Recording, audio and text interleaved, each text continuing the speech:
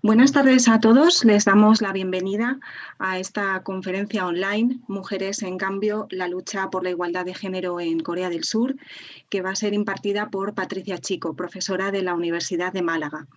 Esta es la primera de las conferencias que Casa Asia ha programado en el marco del 70 aniversario de las relaciones diplomáticas entre España y Corea del Sur.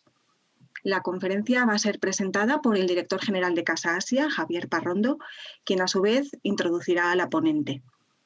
Como cuestiones prácticas, les queremos comentar que para garantizar una mejor conexión, por favor mantengan en todo momento micrófonos y cámaras desconectados. Y por último, cualquier pregunta o comentario que quieran hacer a la ponente pueden enviárnoslo a través del chat de la plataforma y al acabar la exposición de la ponente nosotros se lo trasladaremos para que Patricia nos los pueda responder. Sin más, les doy las gracias y doy la palabra al director general Javier Parrondo. Gracias, Elvira. Buenas tardes a todos, a todas. Es para mí un placer, como director de Casa Asia, presentar este acto que organizamos conjuntamente con la Universidad de Málaga y que hemos titulado Mujeres en Cambio, la lucha por la igualdad de género en Corea del Sur. Como ha señalado Elvira, con esta actividad arranca el programa de actos que Casa Asia ha puesto en marcha con motivo del 70 aniversario de relaciones diplomáticas entre España y Corea del Sur.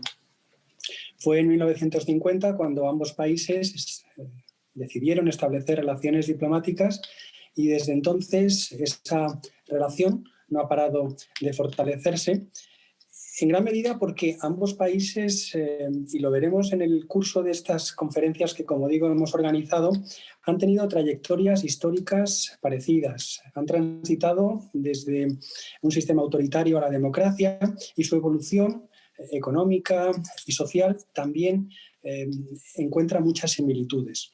Hoy nos vamos a centrar con Patricia Chica, nuestra ponente, en los temas de género y cómo la mujer ha ido ganando cotas de poder en un país donde todavía queda mucho por hacer en este ámbito.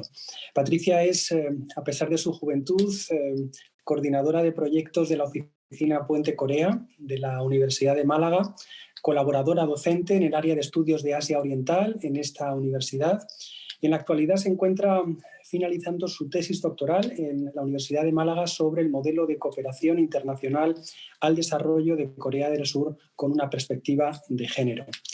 Es asimismo responsable del proyecto de la Unidad de Igualdad de la UMA Feminista, la ola coreana, desde 2018 e imparte seminarios sobre mujer en Asia Oriental en varias asignaturas del grado de estudios de Asia Oriental de esta universidad, la de Málaga. En ese programa de actividades que, como digo, Casa se ha puesto en marcha con motivo del 70 aniversario, vamos a tener por un lado una serie de conferencias, arrancamos hoy con la de Patricia, así como distintas cápsulas sobre aspectos de la relación bilateral, aspectos económicos, políticos, culturales. Así que invito a todos nuestros seguidores, en particular a aquellas personas que nos siguen hoy, a que accedan a la página web y vean lo que Casa Asia ha preparado con esta celebración.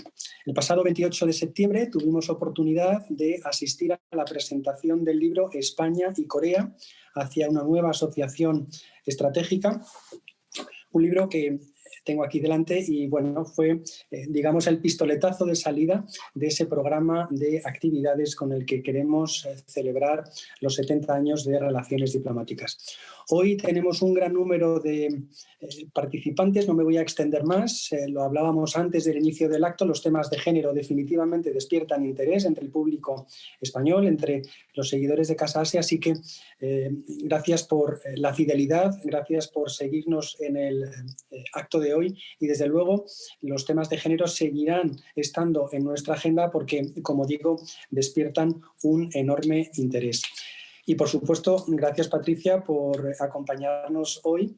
Es un placer tenerte aquí porque aparte de experta en temas de género, has sido una gran y útil colaboradora de Casa Asia desde la oficina de Puente Corea en Málaga, así que la satisfacción por estar en este acto y presentarte es doble.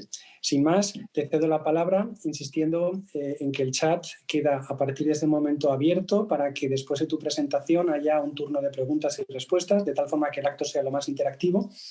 Y muchísimas gracias. Un saludo a todos y Patricia, cuando quieras. Muy bien, pues muchas gracias, Javier. Y hola, buenas tardes a todos y todas. Veo que somos muchos y realmente me alegra estar en el evento de hoy. Por un lado, como comentaba Javier, por suerte tengo una profunda relación con Casa Asia. Llevamos muchos años trabajando juntos, organizando diversos eventos que promueven la cultura y el entendimiento entre nuestros dos países, entre Corea y España. Y por otro lado, el traer el tema que vamos a abordar hoy, las cuestiones de género en Corea, aquí en Casa Asia, pues me alegra enormemente.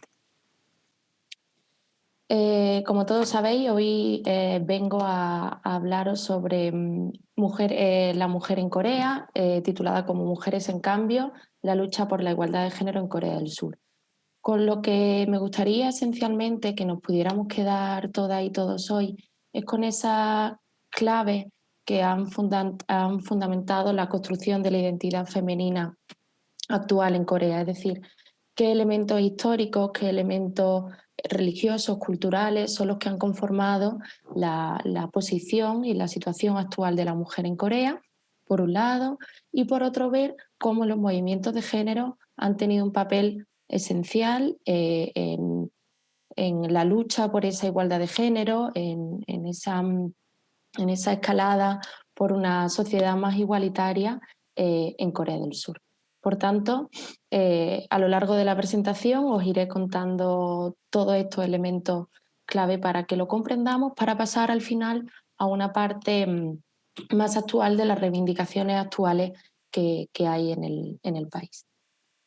Algunas de las preguntas que responderé durante la conferencia de hoy es, como os comentaba, de qué forma se ha construido social, cultural e históricamente ese concepto de la mujer, de lo femenino en Corea, de qué forma cambian o empiezan a cambiar las relaciones entre mujer y el hombre, pero también la mujer y la familia. Veremos cómo la familia es un elemento esencial para comprender la posición de la mujer en la sociedad coreana y también en la sociedad y en la vida familiar. Por otro lado, veremos pues, cuáles han sido esos factores que han llevado al cambio, que han influido en los cambios que se han producido en la familia y en el papel de la mujer sobre esta, el papel de los movimientos de género en relación a todos los cambios que vamos a ver esencialmente en el siglo XX y XXI. Y por último, algunas cuestiones actuales como por qué ha sido tan importante movimientos como el Me Too o otros de los que os nombraré al final de la conferencia. Por tanto, haremos ese repaso histórico en paralelo a el papel que ha tenido los movimientos de género en la lucha por esa igualdad de género en Corea. Como os comentaba, veréis que será a lo largo de la presentación que será esencial y que me centraré mucho en el papel que ha tenido la mujer en el núcleo familiar, cómo era su relación con la familia, cómo era la estructura jerárquica dentro de la familia, respecto a los ritos, respecto a las decisiones familiares, etc.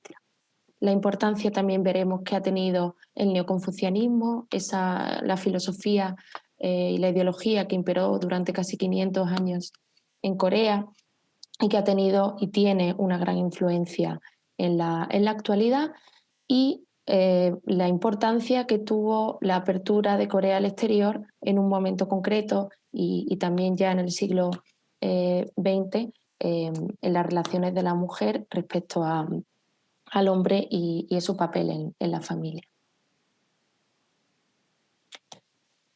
Para poder comprender esto que os comentaba, ese papel de la mujer en la familia tradicional de Corea, es importante que entendamos antes la ideología, la filosofía y la religión que imperaba en Corea en los últimos 500 años, ¿no? Entre finales del siglo XIV y del siglo XIX.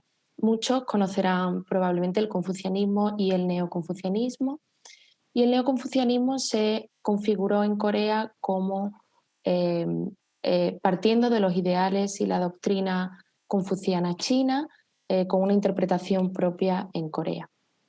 El papel que se le daba en este sentido a la educación formal era muy importante, era esencial en la estructura familiares y sociales, la importancia a las normas y a los valores, en el sentido en el que la jerarquía estaba muy marcada, ahora veremos de qué forma en la familia. Las normas jugaban un papel muy importante también en la forma de relacionarse entre los miembros de la sociedad, el decoro o también el amor filial, ¿no? Ese amor de los hijos a los padres, ese deber que tienen los hijos a los padres.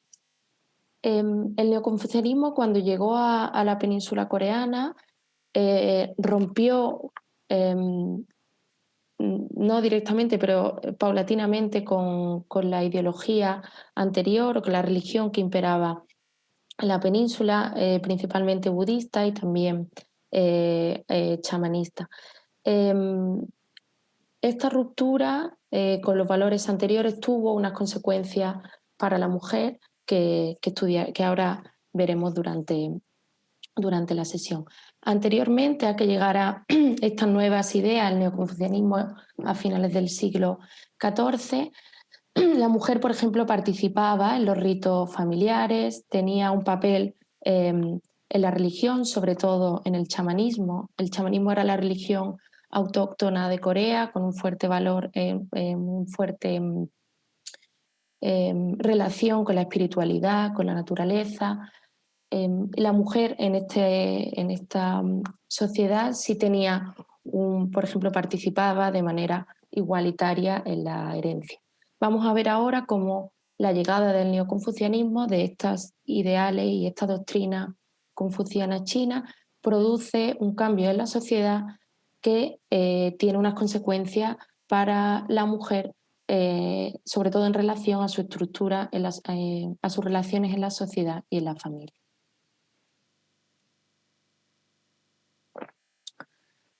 En esta parte de la presentación quiero comentaros los aspectos más importantes que nos van a ayudar a entender cómo era el papel de la mujer, de qué manera se relacionaba en su contexto social y familiar.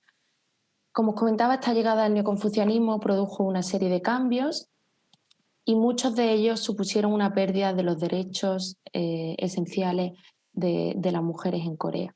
Por un lado, la descendencia pasó a ser patrilineal. Esto significaba que el hijo mayor de cada familia, el primogénito, tenía un papel prioritario en la familia. Se dice la institución del cabeza de familia.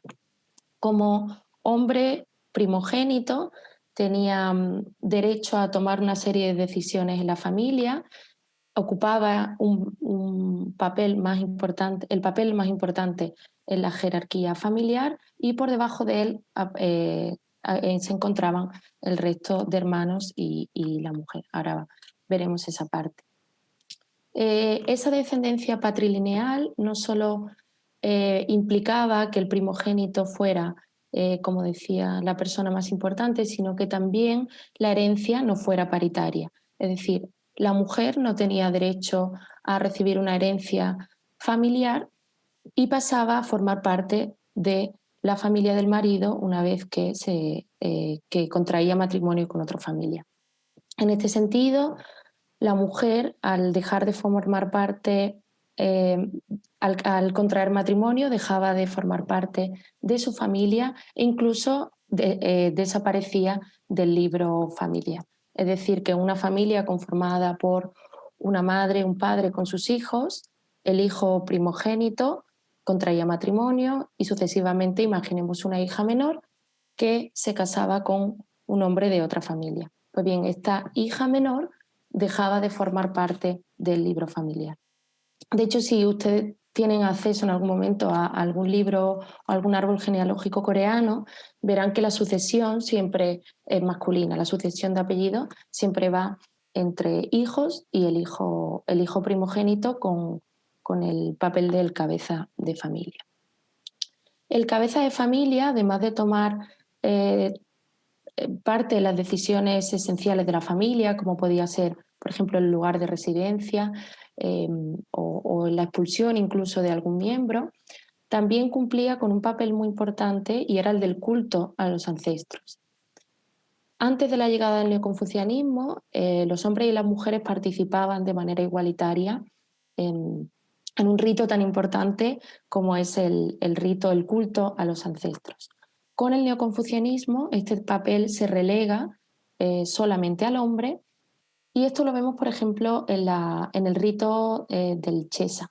Chesa es uno de los ritos más importantes dentro del neoconfucianismo.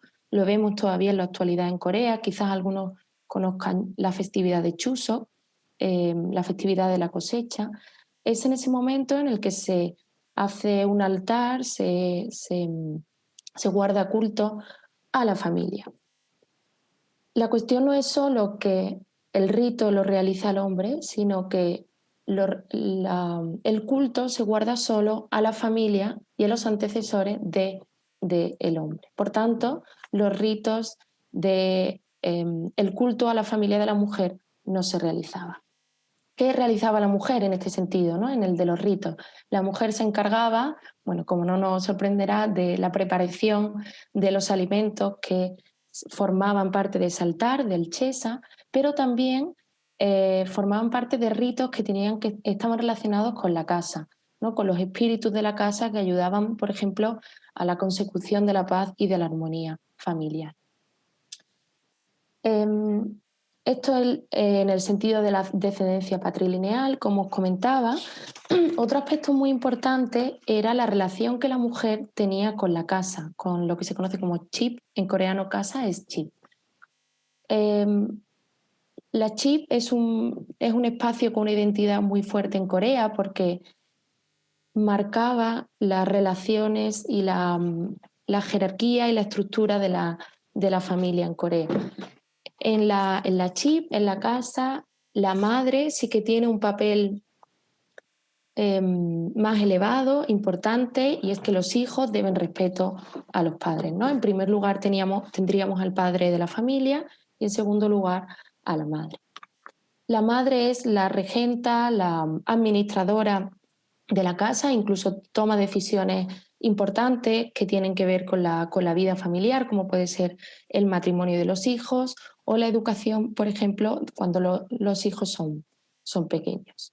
Pero además la casa se conformaba como el espacio social de la mujer. La mujer, en principio, no debía abandonar el espacio familiar y sus relaciones sociales se quedaban circunscritas en ella. De hecho, es común ver fotografías y se cuenta en libros como para que la mujer pudiera, cuando abandonaba el hogar, salía con una capa que cubría una parte del hanbok, de la vestimenta tradicional, que les cubría el cabello y parte del cuerpo.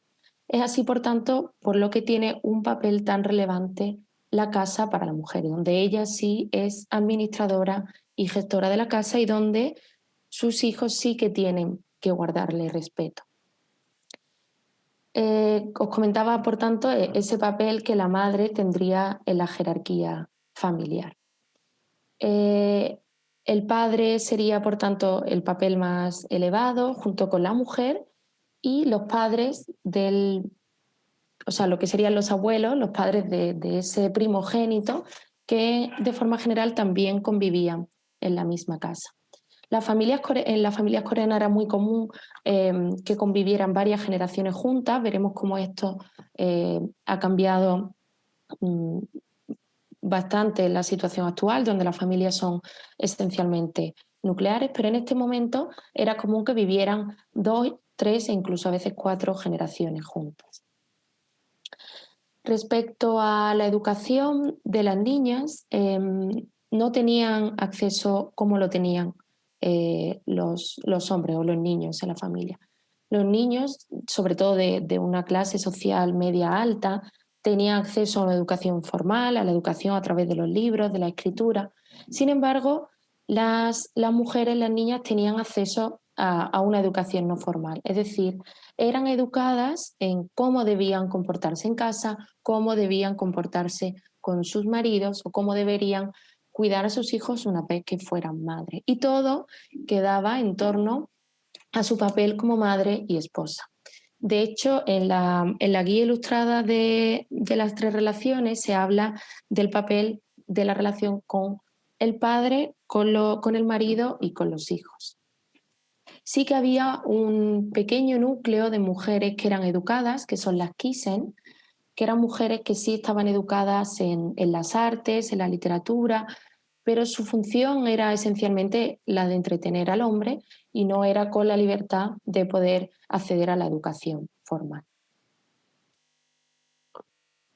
En cuanto a la adopción, al divorcio, a la viudedad, la adopción estaba aprobada y se permitía durante este periodo Joseon, este periodo neoconfuciano en Corea, y se realizaba en aquellos momentos en los que la mujer y el hombre no habían tenido un hijo varón, ¿no? Hemos visto de cuánta importancia era tener un hijo varón para que tuviera el papel de las decisiones familiares, tomara el papel en el culto a los ancestros y por tanto se permitía la adopción. Generalmente pues, se realizaba un primo, un familiar cercano, varón, por supuesto, que pudiera adoptar la familia.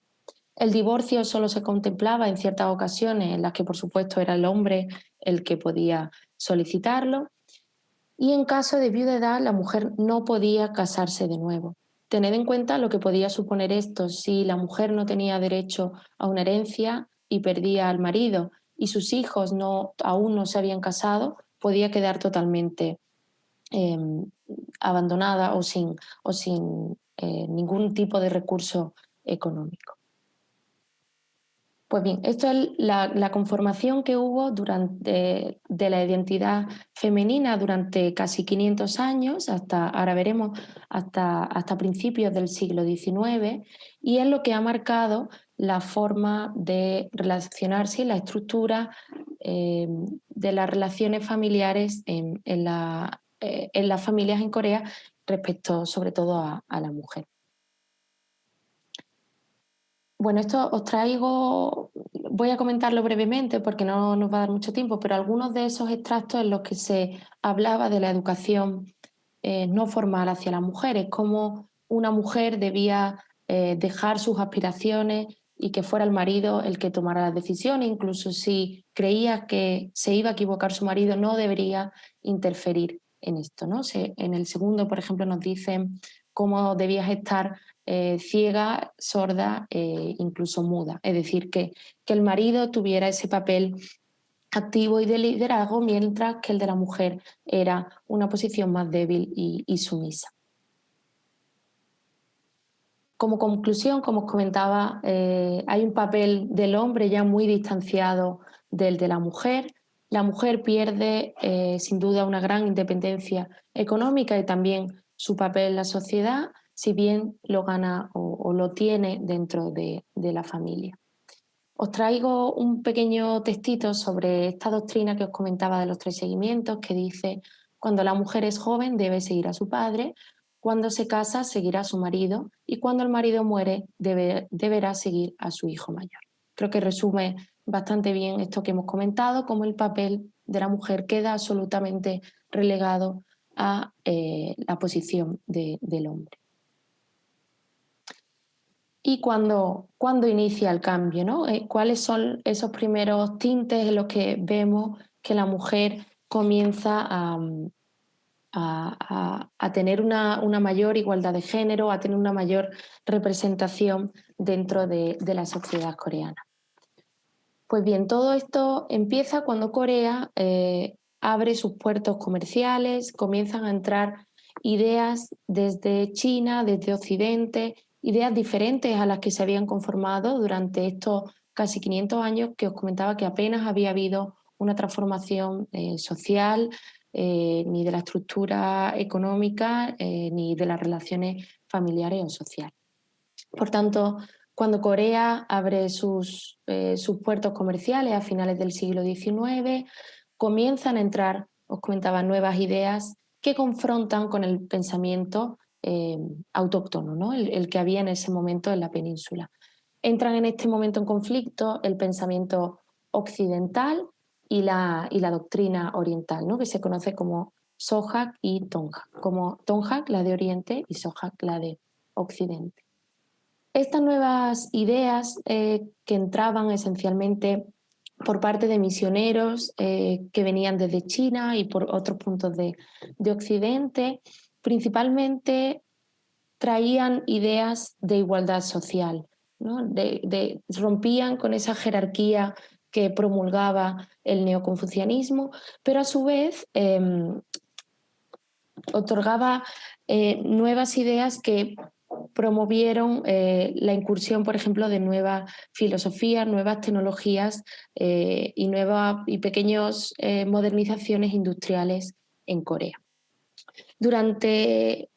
Hubo un periodo en el que entraron esas nuevas ideas occidentales, que se conoce el periodo de la Ilustración, que es especialmente relevante porque es, por ejemplo, la primera vez que se escribe un periódico coreano en Hangul que era de difusión para el pueblo. En Corea se escribía con el carácter chino hasta, prácticamente hasta este momento.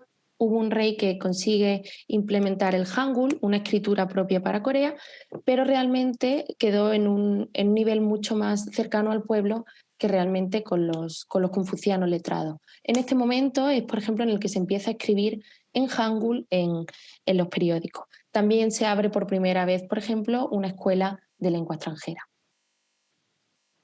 Pues en ese momento en el que entran esas ideas de igualdad, también comienzan a calar en la relación que había entre los géneros. Esa igualdad social que se pudiera aplicar también a las relaciones entre las mujeres y el hombre, y empieza a crecer esa semilla sobre una conciencia de cambio necesaria en Corea, ¿no? La igualdad de género se empieza a entender como un elemento que va a modernizar la nación, y ya entre grupos sociales coreanos de hombres, y se empiezan a integrar incluso algunas mujeres, se empieza a entender que es necesaria la igualdad, una mayor igualdad de género entre las mujeres. En este momento en el que os estoy hablando, ya en 1910, Japón ocupa la península coreana, y algunos de estos aspectos que estoy comentando ya comienzan a surgir cuando Corea es colonizada por Japón. O sea que estamos a principios ya del siglo XX. Os comentaba que se entiende la igualdad de género como elemento que moderniza la nación, y comienzan a haber reivindicaciones para que la mujer forme ya parte del sistema educativo moderno. Por parte de un grupo de religiosas, de monjas cristianas, se abre la primera escuela de mujeres, la escuela Iwa, que aquellos que conozcáis ahora Corea conoceréis el nombre por la Universidad de Iwa. Fue esa primera escuela que empezó a aceptar mujeres. A partir de ese momento la mujer tiene acceso, por supuesto no todas las mujeres, sino grupos reducidos de mujeres comienzan a tener acceso a la educación formal, y la mujer, por tanto, ya la primera escuela de mujeres abre a finales del siglo XVIII, ya a primeros años del primer siglo XIX comienza a formarse un pequeño núcleo de mujeres que forman parte, ahora sí, de la sociedad civil e intelectual. Grupos de mujeres generalmente de una clase social alta, que algunas incluso han visitado otros puntos, otros países, incluso Occidente o Japón, y se inicia el primer movimiento de la liberación de la mujer. Este primer movimiento, los valores esenciales que promulgaba era el de la educación igualitaria para las mujeres, el amor libre, porque hasta entonces y bueno, hasta hace muy poco era concertado por las familias, promulgaban por tanto un amor libre y una mayor representación de la mujer en la sociedad. A este tipo de mujeres, que eran de una clase social más alta, se le conocía como nuevas mujeres, que en coreano se dice Shinyeoson, y eran estas mujeres las que comenzaron ese movimiento de la liberación de la mujer.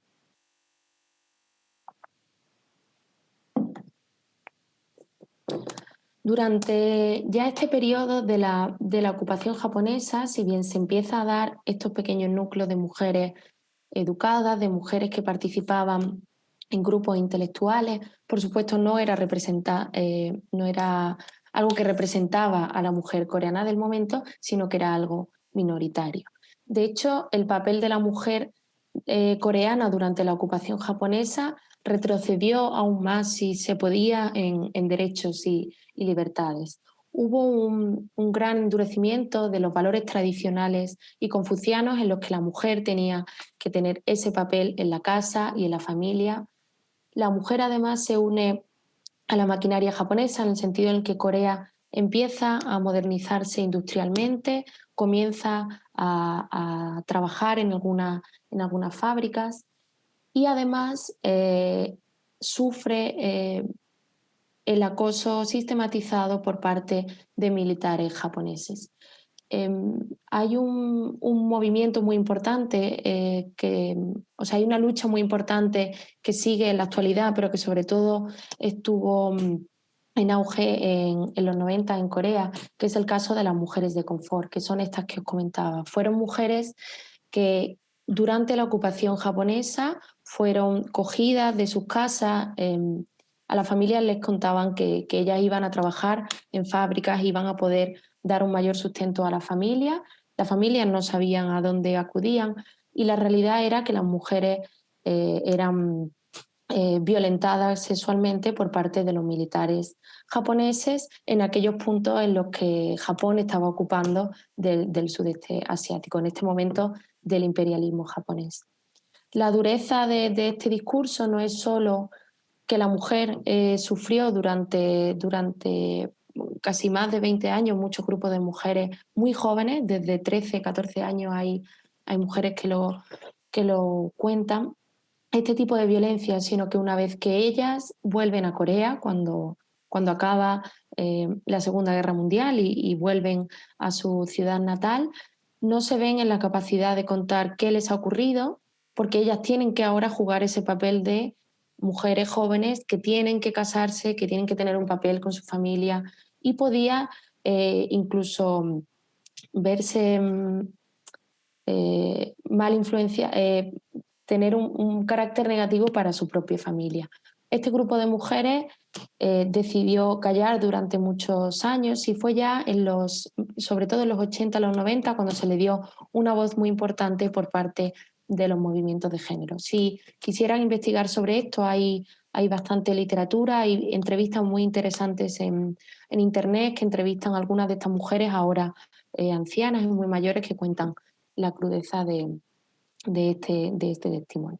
Pues bien, esto era el papel de la mujer de Corea durante la ocupación japonesa, y frente a este imperialismo que también sufrían los hombres en Corea, comienzan a desarrollarse los movimientos pro independencia de Corea, con un fuerte papel en los años sobre todo 30 y 40. Fue muy importante, muy interesante el papel que lograron las mujeres en los movimientos pro independencia, que aunque eran mayoritariamente masculinos, sí que tuvieron importancia incluso en acciones violentas sobre los hombres. Por ejemplo, hubo un papel muy importante en el movimiento 1 de marzo. Pero además, ellas comienzan a configurarse en sus propios movimientos, que por supuesto eran pro-independentistas, pero eran propios y esenciales de las mujeres.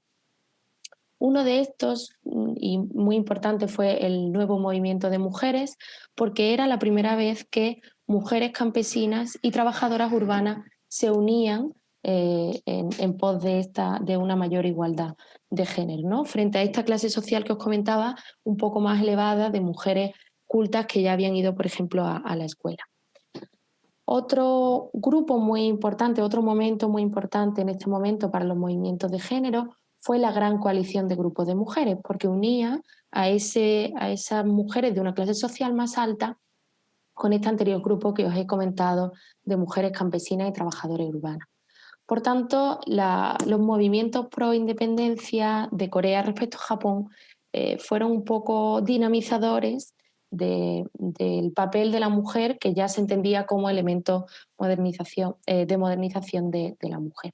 En este momento pues también aparecen, por ejemplo, algunas de las primeras intelectuales líderes del movimiento feminista, como Jio Kyon o Helen Kim.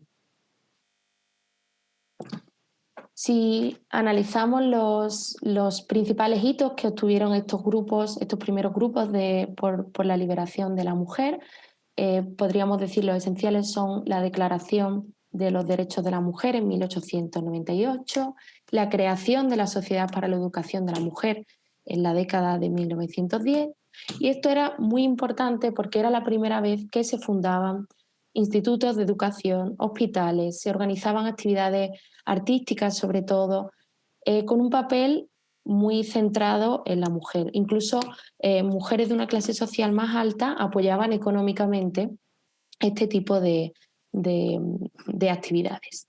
Os comentaba también que surge la primera escuela de educación IWA y empiezan a proliferar en algunos puntos del país, pero no era aún representativo o no significaba que la mujer tuviera un acceso igualitario a la educación. Otro hito muy importante de este momento, de este inicio del siglo XX, fue la declaración de un sufragio universal en 1948. El sufragio aquí ya se realizó cuando Japón abandona la península de Corea, cuando Corea promulga la independencia coreana. Estamos en un momento antes de la Guerra de Corea, que supongo que ya casi todos y todas conocéis. Pues antes de ese momento ya se declaró el sufragio universal y era gracias a toda esta labor de los primeros movimientos de mujeres que se realizó. Un poco para que visualicemos algunos de estos momentos que os decía, a la izquierda está la primera revista de educación dedicada a las mujeres y las dos fotografías de la derecha corresponden a los primeros grupos de niñas y jóvenes que acudían a la escuela de mujeres IWA. Esto, por tanto, pues todos estos elementos simbolizan ese origen del cambio y esa ruptura con esa filosofía, toda esa doctrina que hemos visto anteriormente. Ya pasado la ocupación japonesa, ocurre la triste separación de la península entre Corea del Norte y Corea del Sur, previamente una guerra, y los grupos de género se dividen bastante en este momento. Como podremos imaginar, los grupos más conservadores, de un corte o de una tendencia más capitalista y con mujeres de clase más alta, residen en el sur, y aquellas con una tendencia más social comunista abandonan la parte sur. Bueno, algunas residían ya en la parte norte y se dividen en el norte. Quedan, por tanto, el movimiento de género dividido con el lado más conservador en el sur y ese lado más auspiciado por las campesinas y por las trabajadoras de fábricas con esta idea más socialcomunista en el norte. Esto implicaba que en los siguientes gobiernos que hubo en Corea del Sur, empezando con Sin Ban-ri, con el dictador Park Chung-hee, los movimientos de género estuvieran encabezados por estas mujeres de un corte más conservador. Muchos conocerán en la historia de Corea hubo un momento muy importante para el desarrollo del país, fue las políticas de desarrollo económico que se sucedieron sobre todo entre los años 60 y 80. Corea, tras la guerra de Corea, era un país esencialmente basado en la agricultura, muy rural y no tenía industrias, y fueron varios planes los que se establecieron a nivel económico para desarrollar económicamente el país, sobre todo basado en la industrialización y posteriormente en la tecnología. En la cara B de lo que muchos hablan, ¿no?, del milagro coreano, de ese desarrollo económico, había una sociedad pues que sufrió las consecuencias de unos sueldos muy bajos, de una participación en la industria muy elevada y de una pérdida de los derechos sociales muy importante. Y por tanto, la mujer, incluso de forma más acusada, también formó parte de esto. Respecto a lo que concierne a la cultura coreana o a la tradición de Corea, se realizaron políticas que la preservaban. La mujer volvía a ser instada a formar parte de esa familia como elemento esencial en la vida social de la mujer, ese papel de la madre cuidadora de sus hijos, sabia y bondadosa, y que con un marido que era el que se dedicaba al trabajo. Pero por otro lado, también se comenzaron a implantar políticas, por ejemplo, de control de la natalidad, que instaban al control de la natalidad, ¿no? a tener menos hijos, a que las familias coreanas se fueran reduciendo, correspondiendo con esa política de desarrollo económico del país. Estas políticas, por ejemplo, del control de la natalidad, pues eran fundadas principalmente por estos grupos de feministas conservadoras. A finales ya de los 70-80, cuando la mujer comienza a incorporarse a esta maquinaria industrial, al mundo laboral, y comienza a sufrir explotación sexual en las fábricas, sueldos y una brecha salarial muy acusada respecto a los hombres, cuando el sueldo de los hombres tampoco era el adecuado.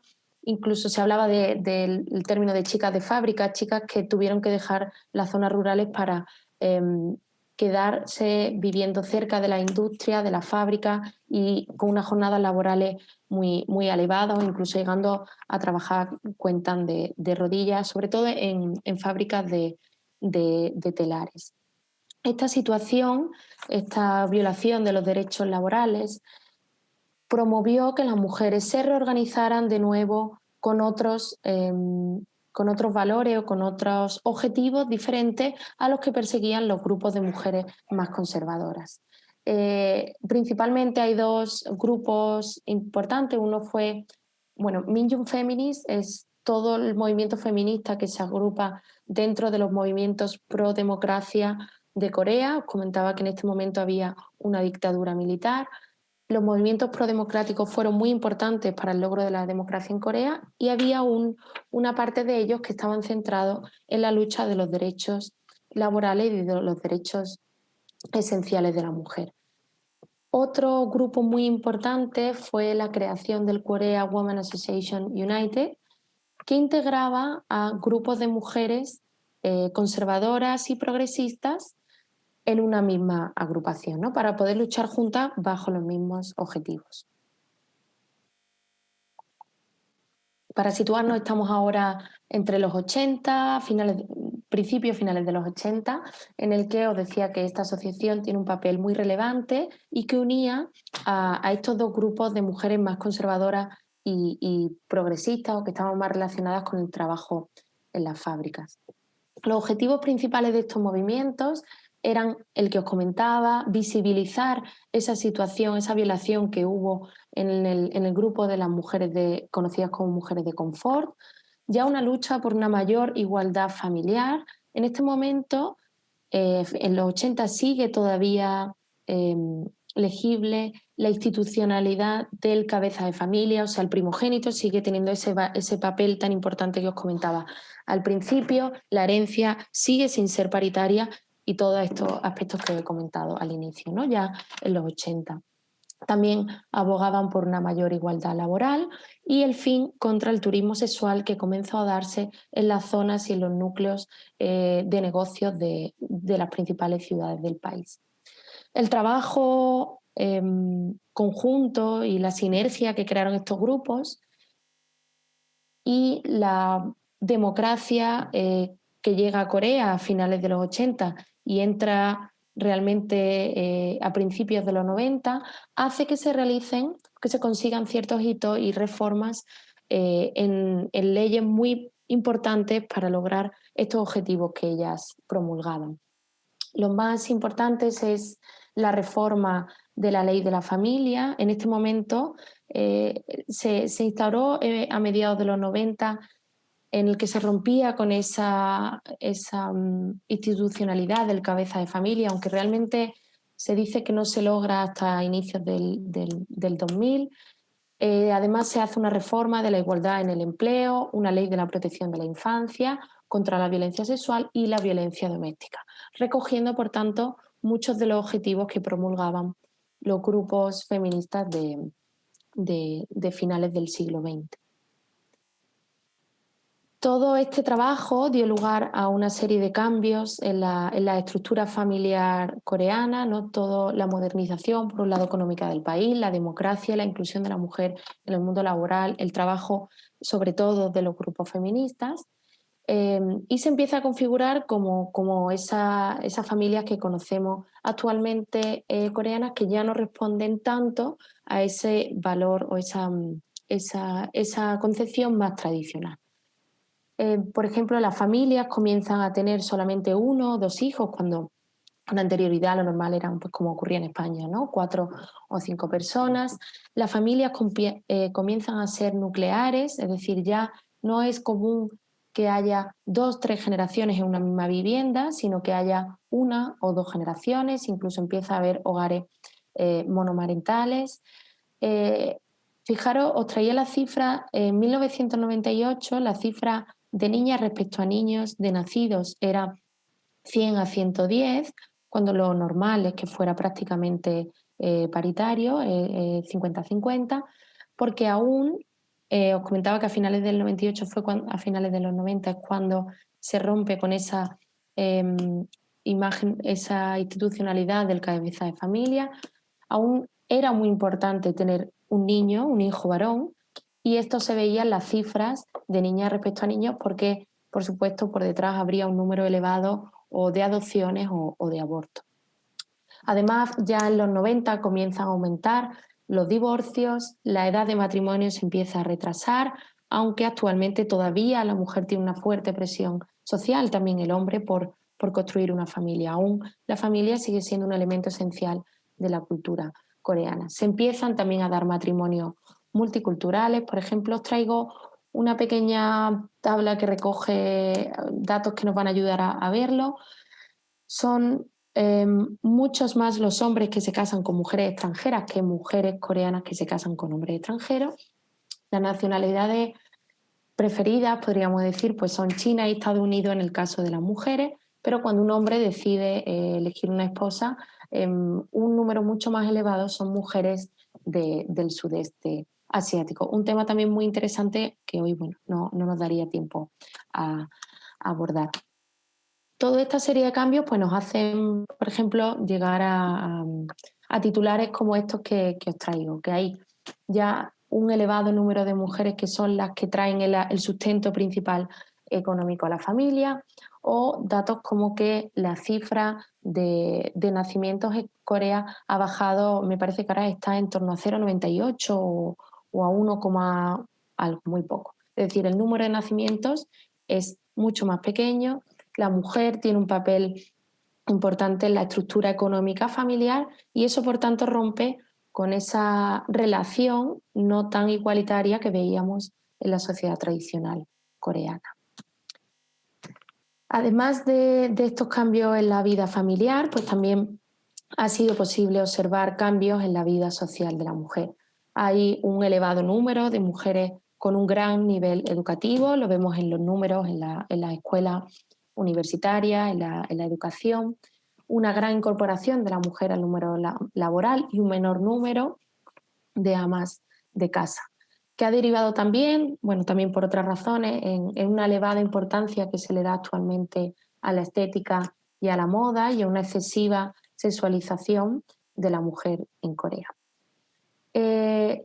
Si bien ha habido estos cambios sociales, sí que hay aspectos que llaman mucho la atención de un país tan desarrollado como es Corea, y es que la brecha salarial es la tercera más alta del mundo. Es decir, hay una elevada brecha entre lo que cobran los hombres respecto a las mujeres. Y el techo de cristal es muy acusado en Corea. Además, hay una escasa representación femenina en la vida pública. Os traía aquí algunos de los datos más llamativos. Casi un 15% de representación de la mujer en la Asamblea Nacional, En el sector privado son muy pocos los puestos directivos. Lo vemos también en cargos de poder en las instituciones públicas, en las universidades, aunque sí que viéndolo con perspectiva podemos decir que algo está cambiando, sobre todo también este último gobierno de Moon Jae-in, vemos como hay cargos altos de poder público de mujeres coreanas. Por ejemplo, la Agencia de Cooperación Coreana KOICA está dirigida por una mujer que ha participado de estos movimientos feministas durante mucho tiempo, ¿no? Entonces, sí que vemos que a pesar de que la situación, de que queda mucho camino por recorrer y que las cifras hablan por sí solas, pues bueno, vemos que hay ciertos esfuerzos quizás todavía insuficientes, pero importantes del gobierno y de la sociedad por esta mayor representación de la mujer en las estructuras sociales y laborales. Esta es una imagen en el 2018, que bueno, ahora hablaré un poco más de la importancia que tuvo este año en los movimientos de género en Corea. Esta es con una pancarta sobre la igualdad de género en Corea. En lo que se considera la ola actual de los movimientos de género en Corea, la tercera ola, la primera fue esta que hemos visto que se iniciaba en el origen del cambio, la segunda en la que se incorporaban estos movimientos laborales que respondían a este periodo autoritario del gobierno de Park Chung-hee, y la tercera ola es la que vivimos en la actualidad. Una tercera ola que, si bien está en línea con los movimientos progresistas y conservadores de gran tradición y de suma importancia en Corea, se adecuan más a las nuevas realidades o a las nuevas identidades que observamos en Corea, ¿no? Entonces, estos nuevos movimientos, estos nuevos grupos de género tienen o responden ante otro tipo de objetivos, por supuesto en línea con los que hemos comentado. Sobre todo responden pues, a las familias no tradicionales, como pueden ser familias monomarentales, que bueno, es también un tema muy interesante y muy duro abordar el papel de las mujeres solteras, las madres solteras en Corea, los matrimonios multiculturales, la violencia de género que hay en los matrimonios multiculturales, el papel de las parejas homosexuales, que en Corea, aunque no hay un reconocimiento de los derechos de las parejas homosexuales, por supuesto, pues los movimientos de género tienen un papel muy importante en la lucha del derecho de estos grupos. La regulación del aborto, que bueno, ha estado en los periódicos muy recientemente, que en 2021 ya por fin vuelve a regularse en el país. Contra las cámaras de espía, quizá os suena que aparecen muchas cámaras que se ubican en baños públicos que luego son grabados y publicados en la red. Especialmente estos movimientos están muy centrados en el acoso laboral y el acoso sexual de la mujer, como vemos en movimientos como el Me Too, la importancia de la educación sexual en las mujeres y en los hombres en Corea, porque es prácticamente inexistente a nivel formal, o la ruptura contra los cánones normativos. Estas son las principales reivindicaciones de los movimientos de género actuales, que de hecho se recogen ahora en el primer partido feminista, abiertamente feminista de Corea, que es el Women's Party, que surge a raíz de los grupos que iniciaron en 2018. Ya para terminar, para que podamos pasar al debate, simplemente os quería enseñar algunas imágenes de estos grupos, de estos movimientos actuales. Muchos de los que estamos aquí, conoceréis el Me Too Movement, fue muy importante en muchos puntos del mundo, pero fue muy esencial, ha sido esencial en Corea. La cultura que implementaba esa importancia a la jerarquía, al superior, al amor filial, ha perpetuado que la mujer quede callada en muchos momentos en Corea, que haya sufrido numerosos abusos y acosos sexuales, sobre todo en el trabajo, y que no se haya visto con las armas o con la fuerza para hablar. El Me Too fue un momento en el que las mujeres salen a la calle, que Corea partía de que en 2015 decir que era feminista estaba muy mal visto. De hecho, hubo una cantante de un grupo de K-pop que por poner una camiseta con un eslogan feminista tuvo incluso que retirar la imagen, ¿no? Partía de eso y en 2018 se decide organizar una sesión en la que están 2018 minutos mujeres contando en lo que son unas 31 a 33 horas experiencias de acoso sexual. Se realizaron principalmente en Seúl. Eso supuso un aliciente muy importante para los movimientos de género en ese momento. Muchas chicas, muchas jóvenes y mujeres que habían sufrido anteriormente acoso sexual y laboral se atrevieron a hablar y salieron, bueno, muchos nombres de artistas, de personajes relevantes conocidos. Sobre esto también está muy documentado gráficamente, visualmente podéis encontrarlo fácilmente en la red. Y otro movimiento muy interesante de Corea, por ejemplo, el Black Protest Movement es el que está relacionado, como comentaba, con el aborto, la regulación del aborto. Una campaña muy interesante que hubo en Corea en redes, I'm a Feminist, Nanun Feminist, la gente comenzó, las chicas sobre todo, comenzaron a decir ya en redes públicamente que eran feministas, ¿no? Contra esa estigmatización que había. La campaña I'm Not Your Porn, que es esta que se asocia a lo que os comentaba de la grabación en baños públicos. Escape the Corset, muy interesante también, en la que una chica, la campaña esencialmente lucha contra los cánones normativos de Corea, en los que la imagen y la estética es muy importante. Lo inició una chica joven coreana en redes, desmaquillándose y poniendo un poco los mensajes que ella había recibido sobre su imagen a lo largo de su vida.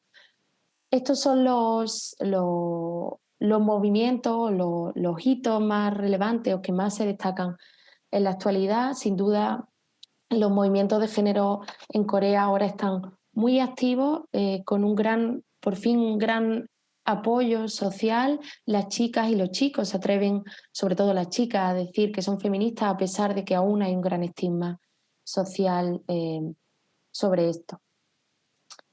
Y con esto finalizo. Simplemente quería deciros para acabar, bueno, que algunas iniciativas interesantes que se hacen desde España en esta unión por la igualdad de género en dos puntos tan lejos del país. Dentro de la Universidad de Málaga, donde yo trabajo, coordinamos un pequeño proyecto, pero muy interesante, con alumnas del grado de Asia Oriental, que tienen un papel muy activo en él, que se llama Uma Feminista, la ola coreana, donde durante el año pues, organizamos diferentes seminarios, acciones relacionadas con la igualdad de género, sobre todo en Corea, pero también estamos empezando a movernos a otros puntos de Asia. De hecho, el 17 y 18 de noviembre y el 24 y 25 tenemos una serie de jornadas, un debate abierto con alumnos y alumnas coreanas y españolas para hablar sobre temas de género de actualidad, ¿no? Como son pues, temas de los colectivos trans, de las nuevas masculinidades, la sexualización de la mujer, etc. Si quisieran seguirnos para estar al día de esto, la red de la oficina de Corea de la UMA es corea.uma en Instagram, o bueno, nos podéis encontrar fácilmente en la web de la UMA o en Google.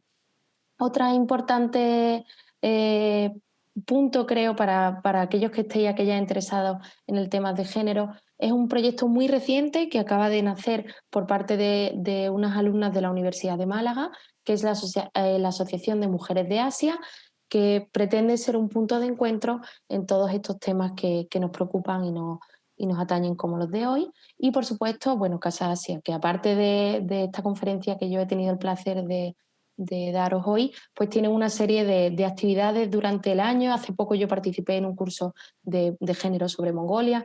Tienen muchísimos cursos, programas que además ahora, como están online, pues un punto de referencia muy importante para estar al día en estas cuestiones. No me extiendo más, espero escuchar vuestros comentarios, que haya quedado todo claro y si no, pues estoy dispuesta a todas vuestras preguntas. Muchas gracias, Patricia. Yo creo que ha sido muy ilustrativo esta exposición y sobre todo muy completa, ¿no? Con ese recorrido histórico también tan necesario para saber en qué punto nos encontramos, ¿no? las preguntas que estamos recibiendo pues van un poco, sobre todo en la actualidad, ¿no? Pero también algunas se remonta al periodo Johnson que comentaste sobre el comienzo de la escuela IWA, y una de las asistentes nos comenta cómo era esa escuela, es decir, era carácter público, solo podían acceder a ella las mujeres más privilegiadas, es decir, en qué medida era una escuela de acceso libre o estaba muy condicionado por la posición de la mujer.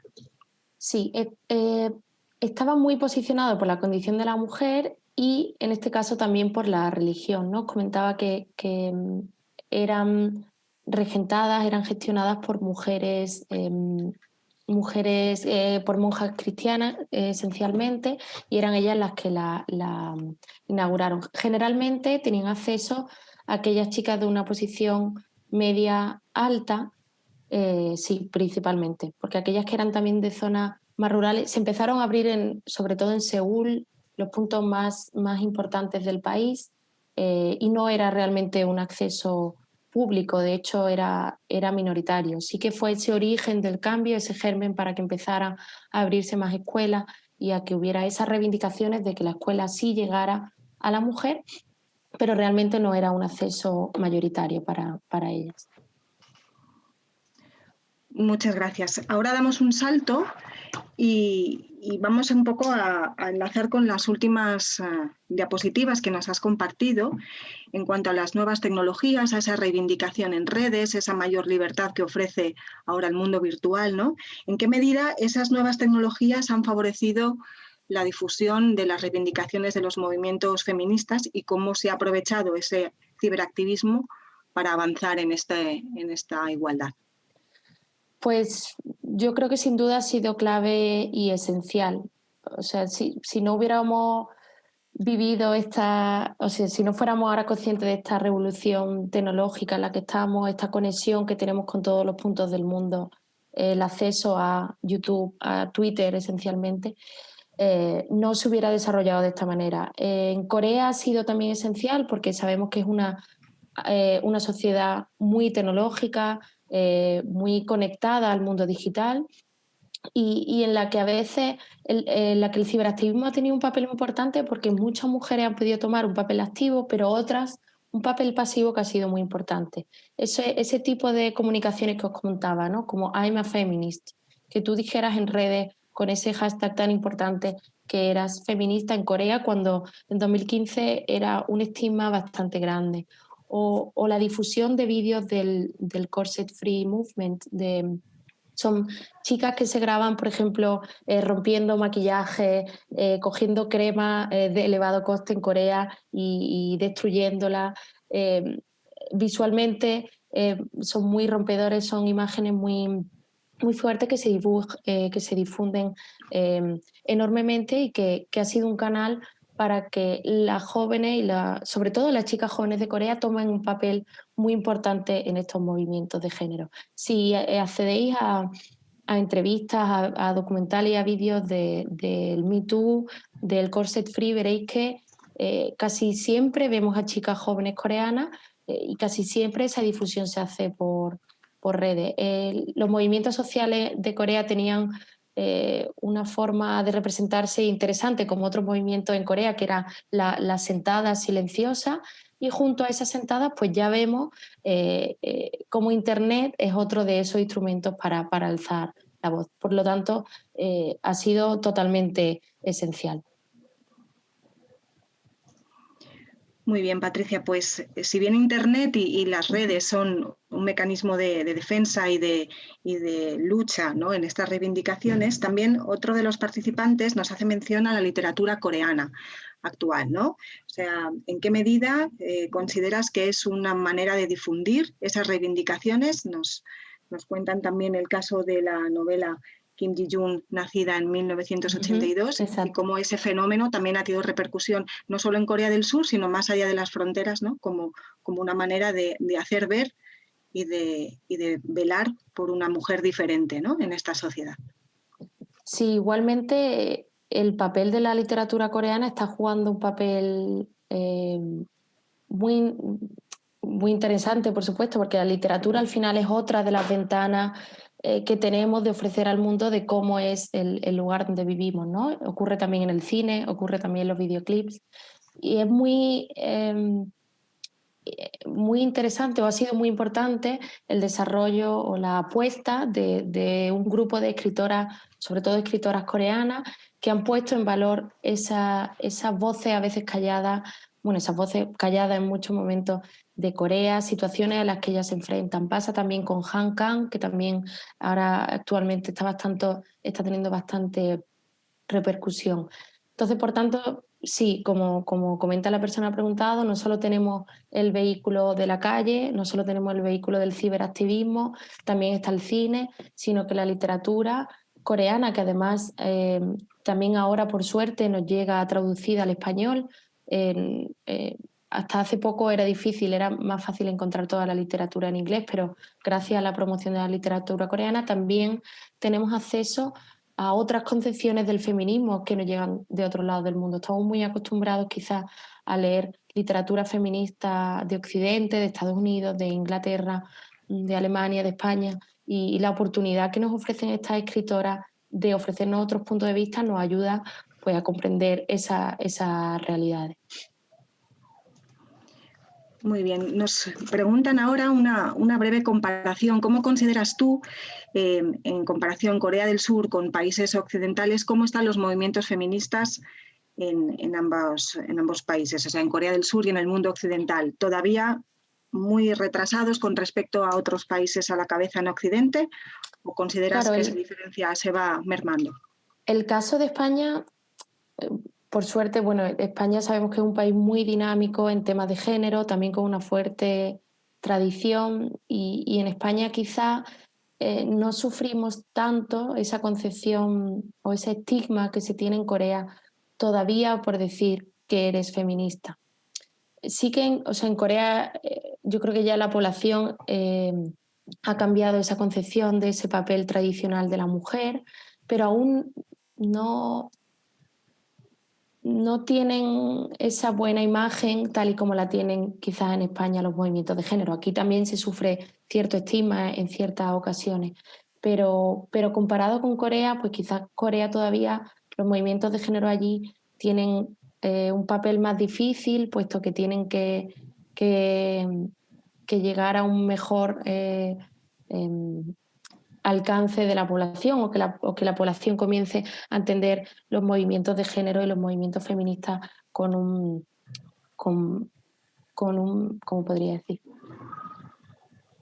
Bueno, no verlo de esa forma tan negativa como se tiene en la actualidad. Yo creo que comparado con España, que es el caso que más conozco, o Estados Unidos, quizá aquí sí que se ha avanzado en algunos temas, pero también partimos de puntos históricos totalmente diferentes, aunque iguales en lo esencial, pero hace que en España se haya desarrollado de una forma o de otra. Por ejemplo, eso se ve en las cifras de brecha salarial, de representación de las mujeres en un lado y en otro. Pero yo creo que la dinamización que están ofreciendo, sobre todo las redes sociales en Corea, va a hacer que veamos en muy poco tiempo un cambio importante. También el gobierno que hay actualmente es pro derechos de la mujer, está muy vinculado a los movimientos sociales, y yo creo que ayudará también a una mayor consecución de una igualdad de género, o al menos, si no real, pues lo más cercano posible a la realidad.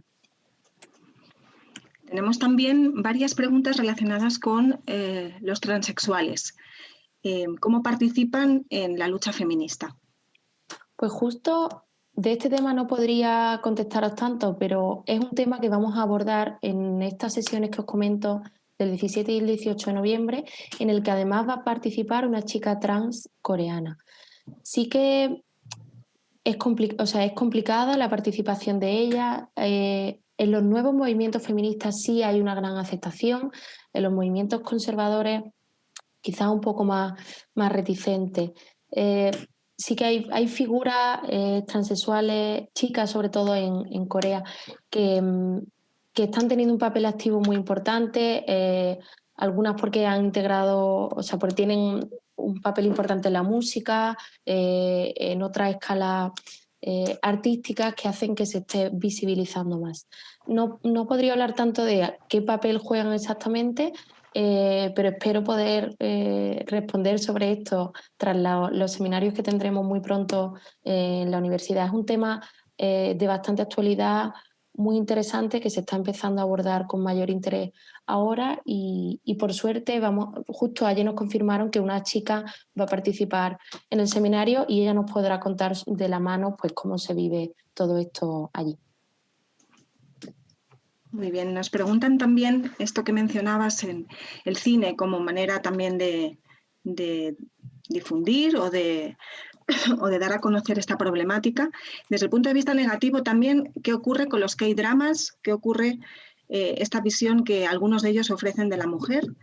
Porque son sumamente seguidos, ¿no? Sobre todo por la juventud. ¿Cuál es tu opinión al respecto? El papel de el cine y de los K-dramas es un poco diferente.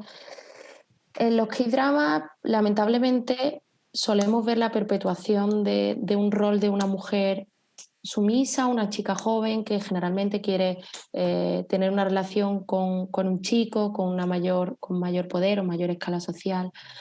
Es verdad que hasta el 2015, 16 diría que era la temática general de los dramas románticos, pero ya se están viendo apuestas diferentes. Eso sobre todo, conoceréis mucho, si no todos, a los compañeros que están en Barcelona de Cineasia, que abordan este tipo de temas cinematográficos, los dramas y en el cine. Ellos cuentan también cómo en el cine vemos a veces figuras de las mujeres que se escapan de esa estética tradicional. Se me ocurre ahora un clásico de 2001 que es My Sassy Girl, donde ya en 2001 veíamos una chica que rompe con ese papel de la mujer débil, de la mujer víctima. Entonces, aunque la realidad es que la cartera general sobre todo de dramas, nos enseñan esa posición con esa perpetuación de un rol tradicional de la mujer, se están haciendo apuestas que se pueden ver en cine. Por ejemplo, en las plataformas, lo que nos llega de las plataformas de Netflix o otras sí que no suele integrar a estas, pero os animo a consultar a estos compañeros que hay en Barcelona de Cineasia, si tenéis interés en saber pues, qué tipo de cine y de dramas podéis consumir con esa perspectiva de género. Nosotros con ellos, por suerte, hace unos años organizamos una jornada de cine a través de la lente de género, en la que traíamos documentales, por ejemplo, que ofrecían una visión de las mujeres pescadoras en Busan, cine de directoras coreanas. Entonces, bueno, aunque es una realidad que el papel que se muestra es ese y que te dan esa visión también muy parcial de Corea, bueno, pues están haciendo otras cosas que nos ofrecen otros puntos de vista. Nos preguntan también sobre el chamanismo, su papel como religión autóctona de Corea y en qué medida se puede considerar una resistencia feminista, ya que las principales chamanas son mujeres.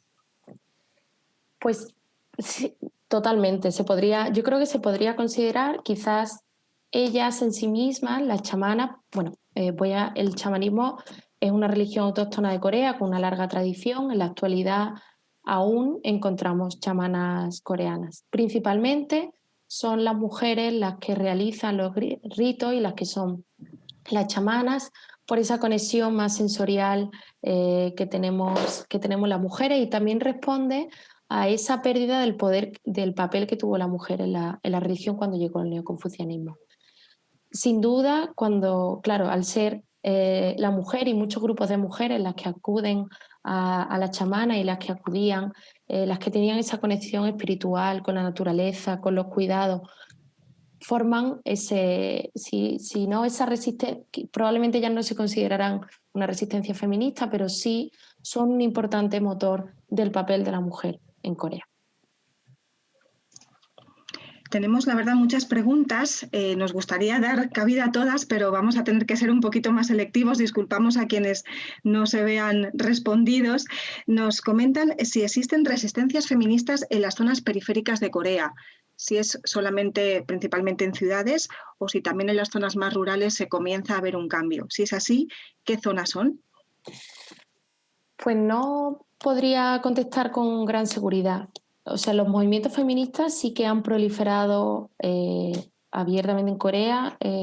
La urbanización de Corea es muy amplia, no hay tantas, o sea, hay zonas rurales, pero es un país muy urbanizado y Busan, Daegu, Gwangju, bueno, Gwangju es la ciudad por excelencia de los movimientos sociales, Seúl, Incheon, todas tienen una importancia, o sea, todas tienen grupos feministas y las mujeres participan desde todas estas ciudades. Yo creo que quizás en las zonas rurales sea menor la presencia, también porque en el núcleo urbano es donde están las chicas jóvenes estudiando en la universidad, esa conexión más fuerte con los medios y con los movimientos.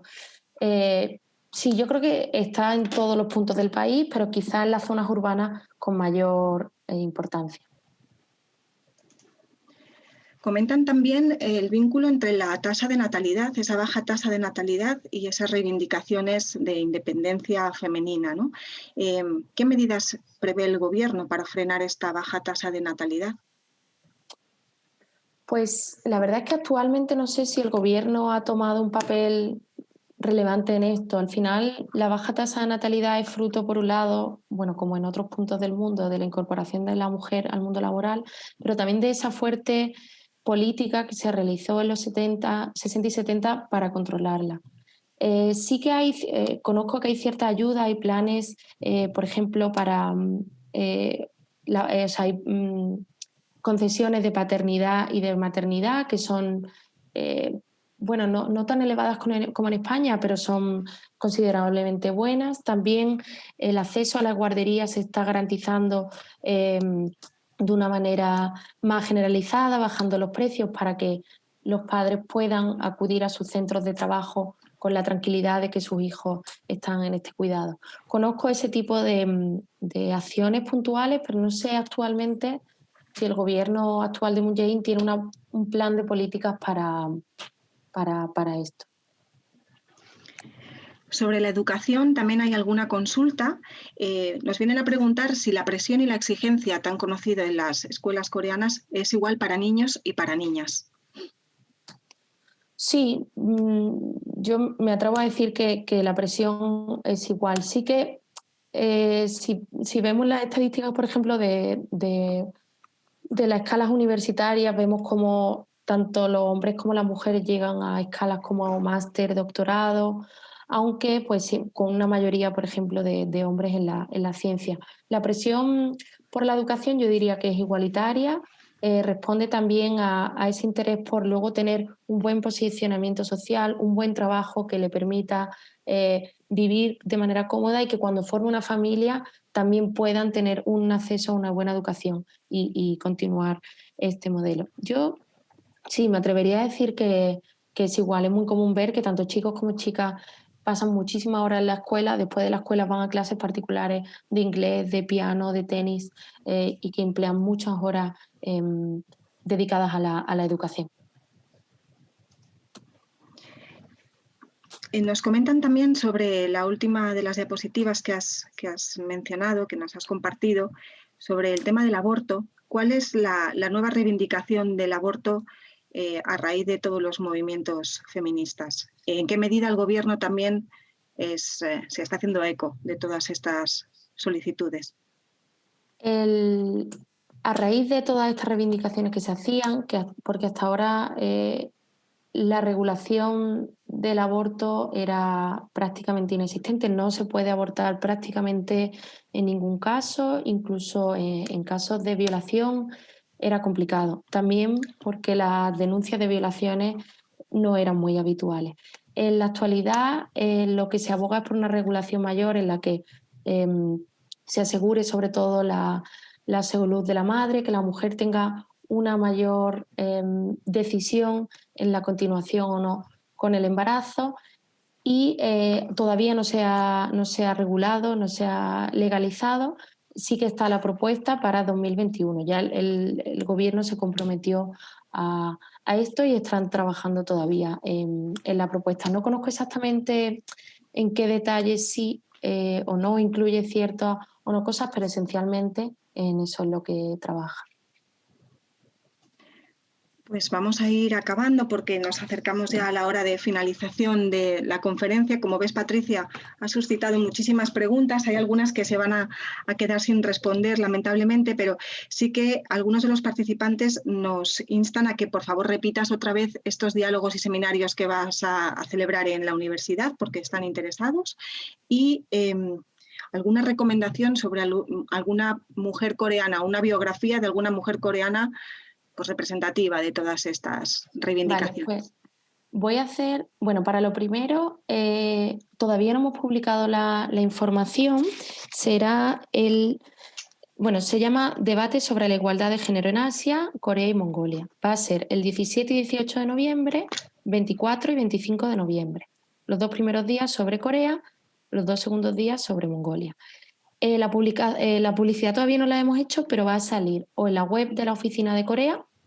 Si ponéis Oficina Puente Corea UMA, os aparecerá. Yo espero darle difusión la semana que viene, muy probablemente. Y si no, en nuestra red social más rápida es Instagram, es @corea.uma.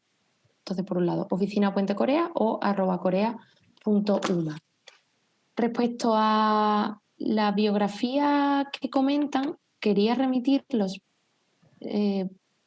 Nosotros publicamos hace muy poco, un segundo, voy a ver si lo tenemos aquí, una relación de las figuras más relevantes en los movimientos de género en Corea. Justo este mes de marzo, en vistas de que no podíamos realizar las actividades habituales que hacíamos relacionadas con la igualdad de género, publicamos una serie de reseñas, de resúmenes de figuras relevantes relacionadas con la igualdad de género en Corea. Voy a compartiroslo en el chat porque creo que va a ser la mejor forma para que podáis investigar y ver algunas de las figuras más relevantes. Son casi todas figuras contemporáneas del siglo XX-XXI, sobre todo. Hay una abogada, una líder de movimientos feministas por internet. Tenéis, creo que si no recuerdo mal, 6 o 8 figuras de las que es relativamente fácil encontrar información. Fenomenal, pues en cualquier caso, si tienes alguna dificultad ahora para encontrarlo, pues me lo puedes enviar por correo electrónico y yo lo lanzaré a todos los inscritos por si tienen. Es que lo he mandado mal, perdona. Es que lo estaba mandando en privado a alguien. Ahora sí, está puesto en el chat. Fenomenal. Vale, pues damos unos minutitos para que la gente pueda copiar el enlace si están interesados. Y voy a dejaros mi correo, si alguna persona también tuviera interés. Es muy fácil. Este es el correo institucional corea@uma.es. Para estas cuestiones, si queréis apuntaros a los seminarios o a información adicional que queráis sobre estos temas, pues estaré encantada de responder a vuestras consultas. Ha sido un placer. Muchísimas gracias, Patricia. Yo creo que lo mejor de esta conferencia es el debate y el interés que ha suscitado. Yo creo que a raíz de esto vamos a tener muchos más interesados en el tema de género y Asia, de género y Corea del Sur en concreto. Y bueno, agradecerte una vez más tu participación en la Universidad de Málaga, siempre colaborando con nosotros. A todos los asistentes, pues muchísimas gracias por haber asistido a esta conferencia online. Y bueno, como ya comentó nuestro director general, en este marco del 70 aniversario de relaciones diplomáticas con Corea del Sur, vamos a seguir celebrando actividades online, webcast, y os invitamos a todos a estar al corriente a través de la página web de Casa Asia o suscribiéndoos a nuestros boletines. Y nada más, muchísimas gracias y buenas noches. Hasta otra. Gracias. Muchas gracias, encantada de haber estado. Adiós, Patricia. Adiós a todos.